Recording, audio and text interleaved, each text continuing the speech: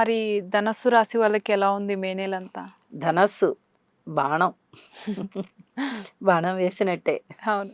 తృతీయ స్థానంలో రాహు గారి సంచారం ఎక్సలెంట్గా ఉంది. ఓకే. అలాగే సప్తమ స్థానంలో గురువు గారు చాలా బాగున్నారు. మళ్ళీ మాసాంతానికి వెళ్ళేటప్పటికి మిగతా గ్రహాల పరిస్థితులు కూడా ఏం పెద్ద గొప్పగా లేవు.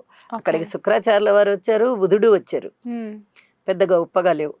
అలాగే పంచమ స్థానంలోకి కుజుడు వచ్చారు, అది కూడా పెద్ద గొప్పగా లేదు. కానీ ఇక్కడ ఒక ముఖ్య సూచనగా ఏం చెప్పుకోవాలంటే పంచమాధిపతి పంచమంలోకి వచ్చారు కాబట్టి ఆయన తన ఇంటిని ఏం పాడు చేసుకోరు.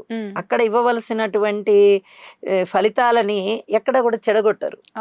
అలా అని చెడు ఫలితాలని ఇవ్వరు, అంతే.